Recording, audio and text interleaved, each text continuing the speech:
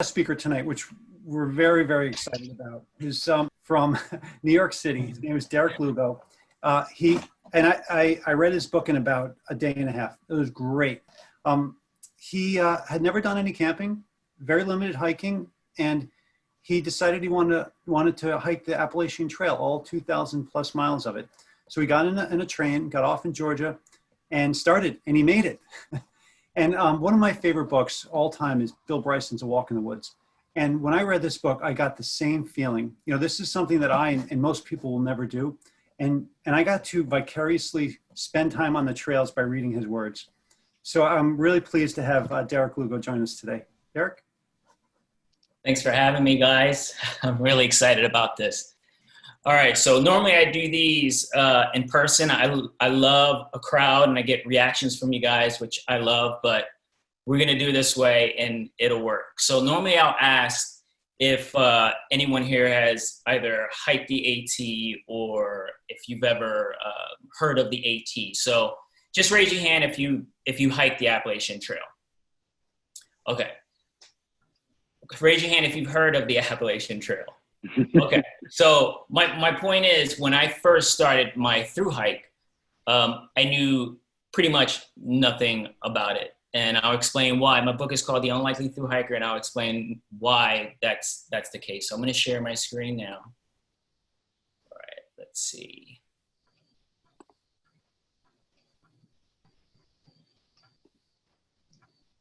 All right, there we go. All right, so I'm from New York City. I have never heard about the Appalachian Trail, like I said earlier. I had never pitched a tent, never camped out, didn't do anything outdoors except for what you see there. That New York City was, and I don't live in New York anymore, but that was my wilderness. Let's see if I can.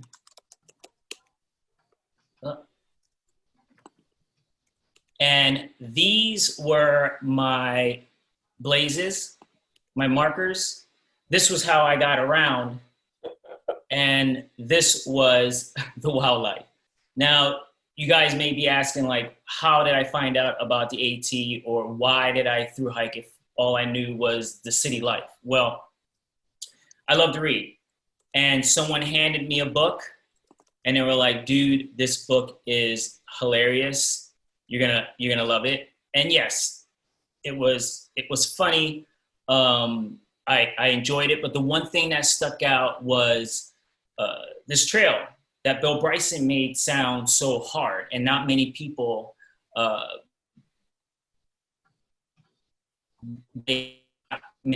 finish it. And it was written 20 years ago. I read it about 10 years ago. And it just stuck in the back of my mind. I was like, you know what? It's something, it was kind of like a pipe dream. Like, I want to travel around the world or run a marathon or something like that. But I never thought I would do it. But it was like, yeah, if I could, you know, I'll do it. So all I knew about the AT, although I read that book, I didn't know anything else about it. All I knew was that it went from Georgia to Maine. That was it. I didn't know if I liked hiking. I didn't know, I just knew that it was something that I wanted to do. I just want to go from Georgia to Maine. That's my goal. That's all I want to do. So I would go around telling my friends, once I realized I was going to do it, within a week, because I had the time to actually, you know, I had just came back from Italy. I had time to, I didn't have responsibilities in New York City anymore. And I had the time to, like, just do something this adventurous. And I started telling my friends, I was like, look, man, I want to hike the Appalachian Trail. And some of the reactions I was getting, well, this was one of the reactions I was getting. This is my close friend, Nina. And one of the first chapters in my book, The Unlikely Thru-Hiker, I talk about how when I decided I was going to thru hike, the first person I told was her. And this, I'm going to actually read the part where her reaction of me wanting to hike the Appalachian Trail. So I come out, at the time I was staying with them, I come out of the room and I'm like, I'm gonna hike the Appalachian Trail. She goes, okay, why would you wanna do that? She says, frowning. What? Because I can. Because I've never done anything like this before, I say. is she messing with me? It's an adventure, something I've wanted to do for a while. You've never mentioned it before, she shoots back as if catching me in a lie. I'm sure I did. Look, that's not the point. I'm hyped. What are you going to eat? Will you have self-service so you can order food? Do they deliver out there? She barrages me with questions, ignoring my efforts to explain. I will bring a cell for when I'm in town resupplying and if there's an emergency.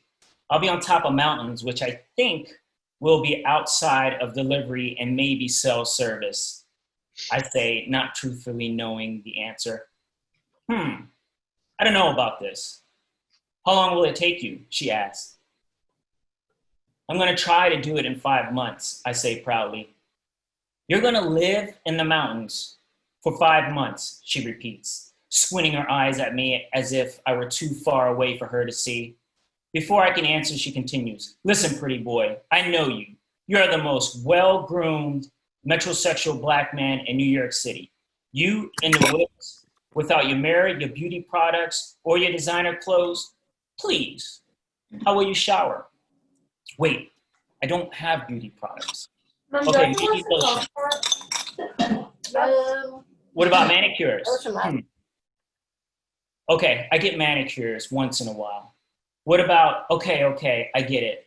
I say, wanting to finally get my point across before she convinces me that I'm too meticulous about my appearance to live out in the woods. So that was one response from my friend in New York. So my friends thought I was too cityfied.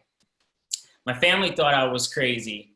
And my brother, well, he wanted me to bring like a machete with me because he was like, dude, you can't go out there by yourself. Something bad's gonna happen. He's like, get a machete, you get them in small sizes, you can strap it to your chest and you're ready to go. And I was like, dude, I can't do that because there's a big difference between a thru-hiker in the woods and a dude with a machete in the woods. Like that ain't happening. Worse yet, a dude with dreadlocks and a machete. So I was like, I'm not doing that. So back up a little bit. So finally convinced them that I wanted to go. And once I got their blessings, or I should say their warnings, I decided, you know what, I'm gonna go. So I go to the REI in New York City. I run inside and I go to the first person I see. I go, hey, I'm gonna thru-hike the Appalachian Trail. I need help. Help me get my gear. And she turns around and she's like, that's nice, but I don't work here. And I go, oh, okay. So I go find someone that actually works there. And I go, hey, so he happened to be a thru-hiker years before. And I go, hey, perfect. I need your help. I want to thru-hike the Appalachian Trail. I need gear and this and that. And he's like, cool. What kind of backpack do you normally carry? Like, what do you like? I'm like, I don't know anything about that. I've never hiked before. And he's like, okay, you've never hiked before and you want to thru-hike the Appalachian Trail. But yeah, I didn't think anything. I thought a lot of people did that. And then it turns out there are a lot of people, but there was other reasons why someone like me does not hike the Appalachian Trail or do not hike the Appalachian Trail. So he's like, all right, cool. You got my gear. I got everything. And as I'm leaving, I can almost read his lips. He's like, this dude, or read his mind, this dude is going to get himself hurt. But I didn't care. I was like, you know what? I got the gear. I'm ready to go. And within a week and a half of me wanting to do this, once I decided I was going to do it, I was on the trail. And I did the approach trail, which ended up being one of the hardest parts of the AT because you're going up the stairs. But once you see this archway, once I saw the archway, I knew there was no turning back. And I got this pang in my stomach where I was like, what am I doing? I have all this gear in my backpack that I don't know how to use. I didn't know how to use any of it. And I'm attempting to do this for 5 months, 6 months the most. And I couldn't go anywhere because at that point I had planned everything where I was going to be homeless for 6 months. So at least 6 months. So I was like, you know what? The only thing I can do is just move on forward. So I did the 8 miles of the approach trail, got to Springer Mountain where I started to pitch my tent. And this happened. So this isn't actually my tent, but it's pretty much what my tent looked like. So again, I didn't know how to pitch my tent. I didn't know how to use any of my gear. So this hiker sees me, this other thru-hiker sees me struggling with my tent stakes. And he grabs a rock and he taps them all down, looks at me, tosses a rock and walks away. And I'm like, dude, you're a genius. So I pick up the rock and put it in my bag. No, I'm kidding. I left the rock there, but I was like, these are little tips that I'm getting. The first chapter, or the first chapter that I'm actually hiking in the book is called Lessons at Springer Mountain. And that day I learned how to pitch my tent. I learned how to use my filter, my water filter, how to use my mini stove, and how to hang a bear bag, and a few other tips that was given to me along the way. And the one thing I will say that hikers, they didn't say this out loud. They may have thought it, but they weren't judging me about not knowing what I was doing. You know, they may have been like, this dude is not, he's done. But I know a month afterwards, I saw a hiker a month later, I should say, on the trail. And he's like, dude, you're still on the trail? I'm like, you know, I mean, what you thought? I wasn't going to survive. So, and also the one thing I have to say is I was very determined. And although I didn't know I didn't even know if I liked hiking, luckily, eventually I fell in love with hiking. But my goal, again, it was a challenge. My goal was to get from Georgia to Maine. And that quickly was like, okay, it's the Appalachian Trail, the trail itself, and the people in the community. It's more than just that. So, but stepping into it, that was my goal. So the next day I'm hiking, white blazes, and I don't know if you guys know this, but normally white blazes along the trail. The goal, the idea is that once if you're standing next to a white blaze, you should be able to see the next one. So I'm thinking, I got this, you know, like I'm just gonna follow these little white markers and I'm gonna go. But then I see a blue one. I'm like, what is this blue? And then if any of you guys have ever hiked, I don't have the photos here, hiked the AT. There's some of them that go, some of the blazes go like a bunch of different ways, and I'm like confused. So the blue one, once I found out the blue one takes you to side trails, to Privy, or to the trailhead, I knew I had this. I was like, okay, you know what? I'm ready to go. So I start hiking, and the first day I'm hiking by myself. And mind you, I left 2 hours after everyone else left camp because I didn't know how to put everything back into my bag. So it took me a while. I'm also from New York. I'm a night owl. So it just takes me a while to get going in the morning. Throughout my entire hike, it was the same thing where people were leaving at 8 o'clock in the morning, and I was leaving at 10 o'clock. The latest was like 11, 12. Somehow catch up with them or camp somewhere else. So that first day, first time hiking in the woods all by myself, and I hear like squirrels running on dry leaves, and it sounded to me like a stampede of boars. You know, I would see things in the woods that looked like creatures, like dead logs looked like dinosaurs and dragons. I was like, oh my God. So I was like, I don't know if I'm going to survive. And my brain just started playing all these crazy tricks on me. So, but luckily that first week, you're surrounded by a lot of hikers once you get into camp. And within 4 days of my hike, this group ended up being my trail family. So I called us the moving family, the moving village, because we went from one camp, and if you look at all tents, it's like a village, and then we like put everything back in our bags and we're moving. And within a week, everyone here had a trail name except for me. And so we had decided, all right, let's give Derick a trail name. So they would ask me certain questions, why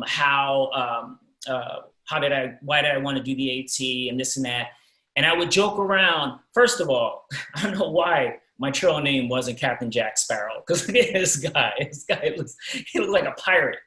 So I would tell them that the one thing that hikers do on a trail is that they go a week, maybe 2 weeks without bathing. And I said, no, that ain't happening with me. I'm going to make sure I bathe, go to a stream, like wash myself, give myself like bird bath, make sure I shave. So I would joke around about wishing I had like a full length mirror that I can put in like my backpack and pull it out and like, just look at myself and keep myself groomed. And one of the hikers was like, yo, you're a Mr. Fabulous. And I'm like, nah, I can't be called Mr. Fabulous. Like, no, you were Mr. Fabulous. He's like, just hike with it for like a few days and see what happens. So he convinced me to use the name Mr. Fabulous. And when I shared, the one question you get the most on a trail is, what's your trail name? Especially if they know you're through hiking. And I would actually, when I responded, I would sound like I was apologizing. Like, look, I'm sorry I didn't name myself, but my name is Mr. Fabulous. And because the reaction I thought I was going to get from people was, yo, who's this dude thinking he's Mr. Fabulous? What's this and that? But it was the opposite. People were just like laughing and smiling and just wanting to hear the story. It was like something that people like, oh, Mr. Fabulous, I want to hear it. I want to hear your story. So I started getting a little comfortable with it. And I would say, I think it was maybe a week and a half with using the Mr. Fabulous trail name. And I was hiking by myself, and there was a group of older hikers going southbound. I was going north, and I stepped aside to let them go by. And they were wishing me luck and congratulating me for getting this far. And the last lady, she must have been like in her hundreds. Like she must have been older than the Appalachian Trail. Like she had a cane and she had an aid with her, and she was really tiny. She walked up to me and she said, "What's your trail name?" And I go, and I'm still trying to be respectful. I'm like, and not sound like, egotistical guy. I go, "Ma'am, my trail name is Mr. Fabulous." And without missing a beat, she goes, "Oh my God, I've been waiting for Mr. Fabulous my entire life." and she like grabs my face, gives me a kiss on my cheek, and just storms off with the cane, like kind of like her aide is like chasing after her. Like it was like I gave her like powers or something. I was like a cure for her age or something. It was funny. So from that moment on, I decided, you know what? Stick with Mr. Fabulous, because it's not just about me. It's about everyone. There's a story. So when I share it with people, people dig it, and it's not like, yo, you're Mr. Fabulous, why are you Mr. Fabulous? No, it's like there's a story there, and people dig it. So another thing that happened to me on the trail was I met this guy. This guy, his name is Birdman. And as soon as he saw me, the dude just wanted to take a photo of me. He wanted to just talk to me and hang out. And he told me this story about he met a thru-hiker that thru-hiked the year before. And he asked that thru-hiker, if there was one thing you could change about your thru-hike, what would you do? And the guy said, well, I took a lot of pictures of mountains, trees, grass, ground, all that. But I wish I would have taken more pictures of people. And that's all he had to say to me, because it makes a lot of sense. I thought, yeah, you could take a photo, beautiful photo of a scenery, but it really doesn't capture what you're actually seeing in real life. Now, if you take a picture of a person, like this is Birdman, I'll remember the conversation I had with him or with anyone that I take a photo of. So at that point on my hike, I decided, you know what? Anyone that gives me trail magic is when people actually help you along the trail, give you food, give you a ride into town to resupply, things like that. As trail angels, and they give you trail magic. So I would take photos of everyone I encountered or people I had connections with, not like strangers that were hiking by me or anything. I wouldn't turn around and, no, I didn't do that. But it made sense to me. And now I see this dude also, doesn't he look like a lawn gnome? Doesn't he look like a gnome? Like you put him on the lawn, like with that beard. It's pretty funny. Also, so there was many reasons why I was the unlikely thru-hiker. One was because my lack of experience. I would say also because look at those bandanas. Like who does that? There's two things I can't do right now in real life in New York, or where I live in Asheville. But there's two things I can't do. I can't go around wearing bandanas like that unless I was juggling in Times Square. And I can't go around calling myself Mr. Fabulous because, my friend Nina, she wouldn't have it. So those are the two things I couldn't do.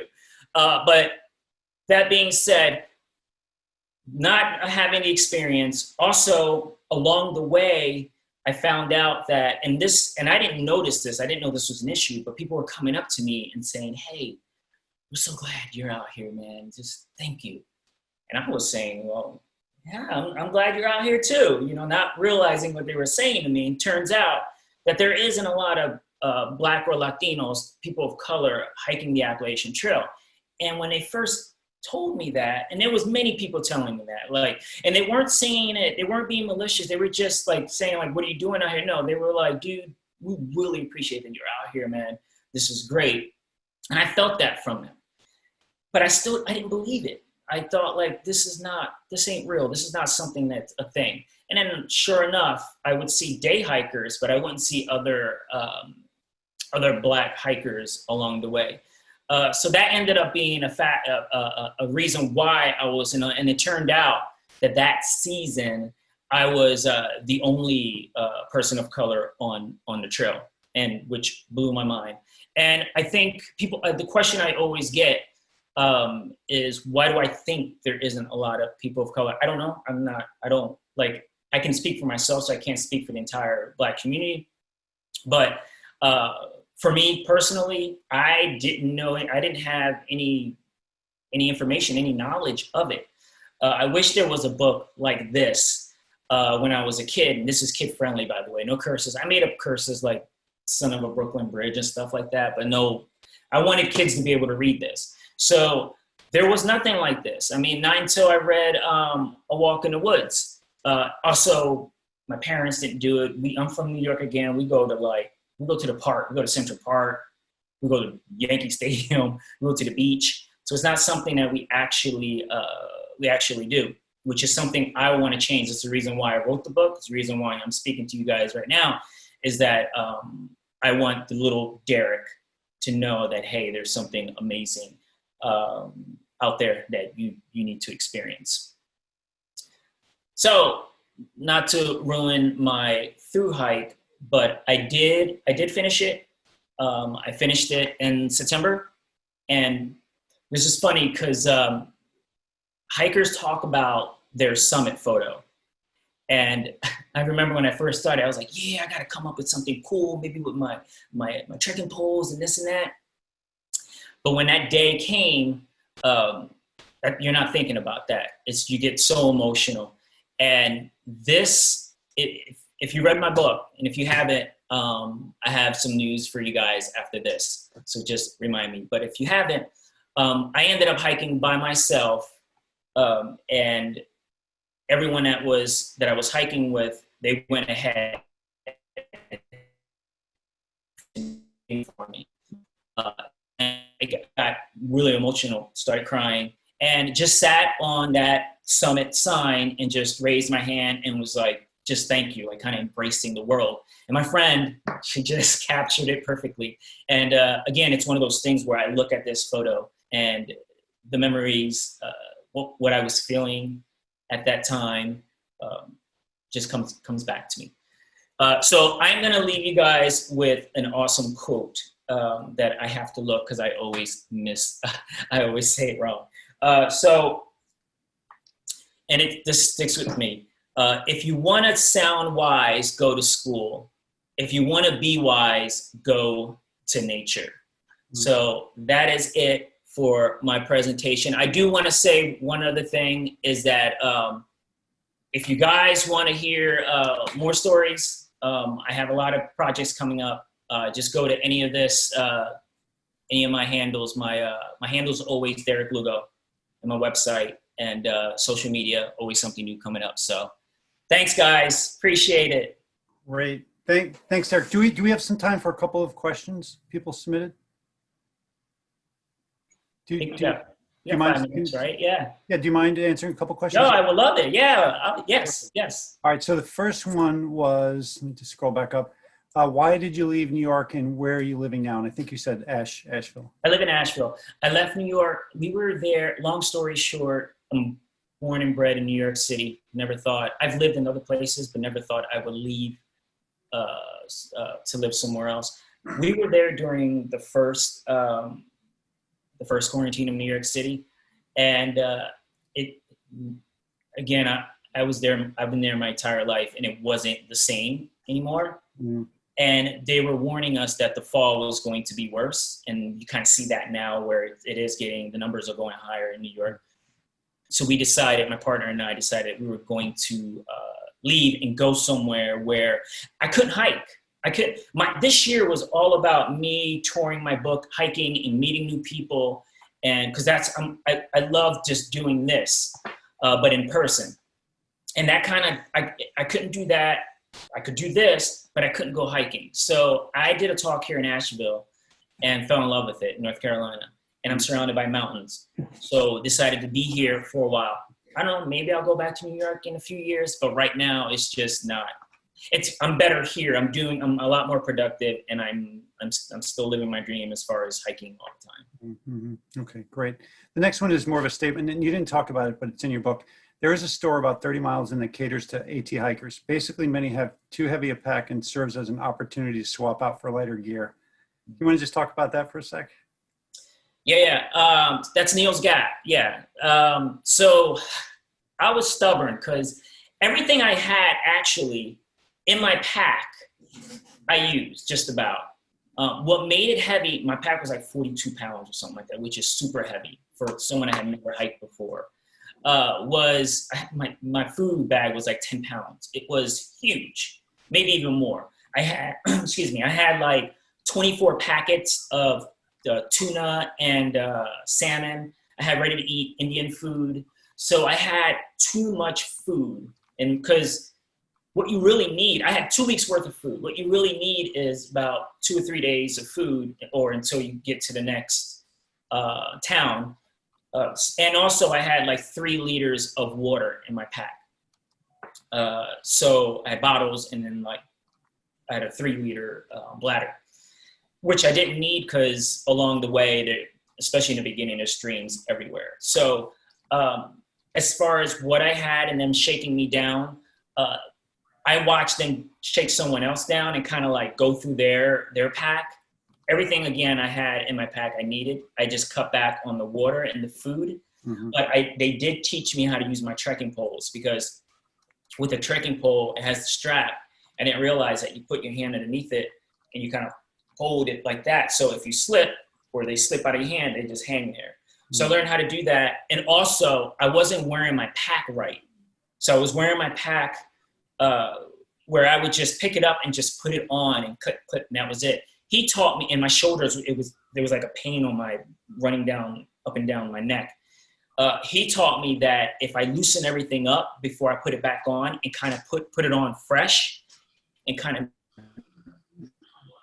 sit on my love handles that I have now that I didn't have back then, that it would sit perfectly every single time. So that's the one thing I did learn there. That is key for any thru hiker. You should stop there and have them look at your stuff and ask them because a lot of people that work there, the staff, they thru hike and they see hike, and they also see hikers all the time, and I think it's required for them to know a lot about thru hiking to work there. So yeah. The next question: how close are you to the people in your moving village, especially the ones that live outside the U.S.? You told us about Overdrive. Yeah, Overdrive is in Florida. I officiated his wedding a few years ago, so we're still tight. He now has kids. Germany, I went to Germany a couple times. Once I was in Italy a couple times and saw them. I saw a couple people, Soho and Halfway, which they're part of the moving village. I'm close to everyone. The only one I haven't spoken to since the thru hike. And Shanti wasn't part of the moving village, but we hiked together the second half of our hike, and we're super tight. She's still one of my closest friends. She surprised me during when I started my book tour last year. She surprised me at one of the small towns. So, but yeah, everyone, even people that I met a few times, I'm still close to. And now doing this, I'm meeting new hikers. This community of hikers, this community just like blows my mind, because you could just meet someone for the first time, and the icebreaker is that you're doing this. You don't really need an icebreaker. You just start talking within a day, you're friends. Within 2 days, you're best friends. In a week, you're family. So this community is something that I didn't expect when I first started my through hike. I thought I was just going to hike and go, and that was it. No, it's deeper than that. So yeah, I'm still tight with just about everyone in this book. I'm still close to. Great. Maybe just 2 more questions, if you don't mind. Sure. Ask me anything you want. The next question, do you have your next hike planned? I've been doing a lot of hikes here in Asheville. As far as long distance, Shanti and I are playing around with the idea of doing PCT for our 10-year anniversary, because we through hiked in 2012, so 2022. I don't know if that'll happen, because I was single before. So now I'm with someone. It'd be hard to be gone for 6 months, especially the West Coast. I do plan to do long distance hikes, but as far as something that's 6 months, probably not, unless I was doing a big project, and that's why I would do it. But I'm trying to convince my partner to do, once everything opens up, to do the El Camino de Santiago with me. So that would be fun. Exciting. All right, last question. How has your life changed since the hike, and would you do it again? Would I through hike the AT again, or would I do it like if I could go back in the past and change my mind about doing it? I'm assuming from the caller that would you do it again, like in the future? I don't think I would do the AT again, unless I would do it differently. Or if I was getting sponsored, then I'm like, okay, I'll do it. And also it's in the East Coast, so my partner could come and she can come see me or give me food or whatever, meet up with me and feed me. What was the other question? How has your life changed since the hike? It completely. It changed so much. Now I feel like I have a responsibility to like share. I wrote this book, and people are like, okay, now you got to learn everything about the AT. And I'm like, no, I don't need to learn everything about the AT, but I do want to share the outdoors. I feel like I have this responsibility, especially now knowing that I didn't know this in the beginning, but not many Black people actually do it. And now I have a voice, I have a platform. So I think I can't sit back and just, okay, whatever. No, I want to bring it forward and keep doing talks, keep doing stuff like this and sharing my story. So it changed a lot. I'm doing a lot of talks. I do at least one a week. I have a lot coming up in November. So I'm a professional speaker now. I'm a published author. I'm doing more writings. I have a children's book version of the Unlikely Thru-Hiker that I want to do. Hopefully do the audio book. And then I have another writing project coming up. And also people are reaching out, like magazines and stuff, wanting me to do articles, which I love. I'm doing a lot of writing work, which is something I've always wanted. So yeah, the AT, it was a blessing for me. Great. Any more questions? So DerickLugo.com, they can find your book there, right? Yes. I know Yes. I bought it on Amazon, so we can get it on Amazon. And on behalf of the board, our great members and supporters and staff, Derick, this was fantastic. We really appreciate it. Me, guys. This was great. All Thank right. you.